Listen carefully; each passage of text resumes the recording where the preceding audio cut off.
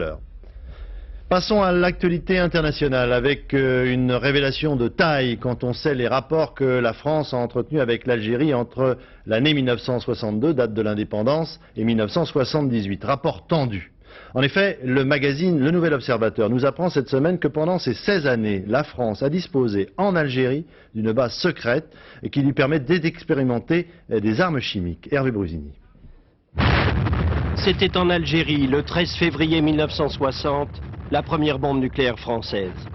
L'essai avait été préparé dans le plus grand secret, ici, au cœur du Sahara, à Reggane. Ce dossier n'a à présent plus grand-chose de mystérieux. En revanche, on ignorait totalement l'existence d'une autre base secrète, elle aussi, située à quelques centaines de kilomètres de là. Nom de code, Bédenamous.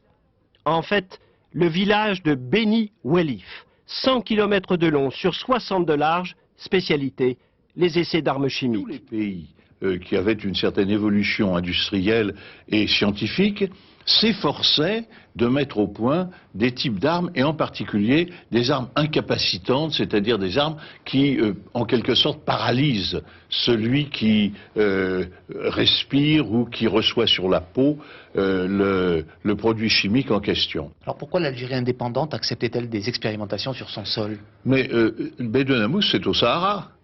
Et au Sahara, comme on le sait, il n'y a pas beaucoup d'habitants. Et les expérimentations de la France à Bédenamous ne gênaient pas du tout l'Algérie. Au contraire, je dirais au contraire parce que ça apportait autour de Bédenamous une certaine activité qui a disparu complètement quand nous avons fermé le centre.